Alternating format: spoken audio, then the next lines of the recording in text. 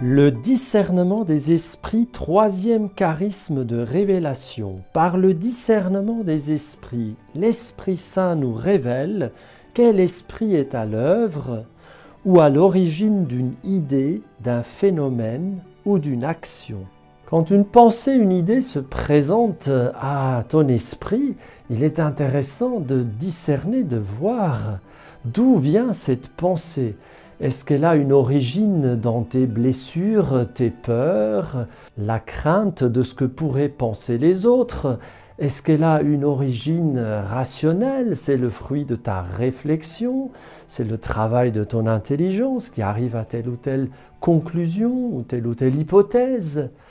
Est-ce que c'est une inspiration un peu intuitive, artistique? Est-ce que c'est une inspiration diabolique? Une pensée mauvaise, une tentation, un mensonge? Est-ce que c'est une inspiration divine, quelque chose qui vient de l'Esprit Saint, une motion du Saint-Esprit pour nous faire avancer sur le chemin du royaume? Et de même, parfois, quand un phénomène se présente, quelque chose, un phénomène un peu extraordinaire, est-ce que c'est quelque chose que je ne connais pas, mais qui est naturel? Est-ce que c'est quelque chose qui est de l'ordre du monde des esprits et des esprits occultes qui sont opposés à Dieu? Ou est-ce que c'est quelque chose qui vient de Dieu, de l'Esprit Saint? Un ange qui m'est envoyé, le Seigneur qui m'inspire à partir d'une vision, une image, une voix que j'entends. Pas toujours aussi facile que ça de discerner d'où vient telle ou telle chose. On peut réfléchir avec notre connaissance, on peut demander conseil à nos aînés, à nos pasteurs, à des frères et des sœurs qui ont plus d'expérience que nous, à notre prêtre, notre évêque. On peut aussi parfois être éclairé directement par Dieu, ce qui n'empêche pas l'obéissance ecclésiale, mais on peut être parfois éclairé par un charisme qui s'appelle le charisme du discernement des esprits. L'Esprit Saint veut nous faire comprendre rapidement d'où vient telle idée, d'où viennent telles inspirations, quels sont les motifs profonds, conscient ou inconscient, de telle personne qui vient vers nous et qu'est-ce qu'il y a comme esprit derrière. Par nos facultés naturelles, nous ne voyons pas dans le monde des esprits, mais l'Esprit Saint peut nous guider, peut nous éclairer dans ce monde-là.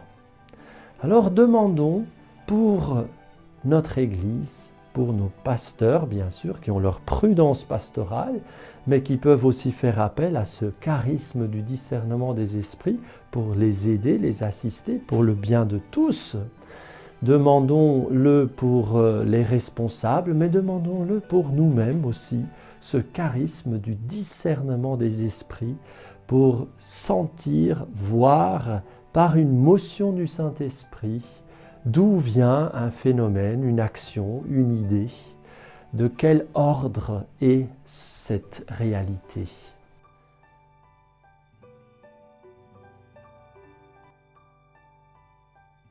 Viens Esprit Saint, viens donner à ton Église avec force abondance ce charisme du discernement des esprits. Viens donner aux baptisés, à ceux qui œuvrent pour ton royaume, ce discernement des esprits pour qu'ils voient dans la foi, mais assistés par ton Saint-Esprit, d'où viennent les phénomènes, les idées, les actions, quelles sont éventuellement les motivations cachées de telle ou telle personne, de manière consciente ou inconsciente.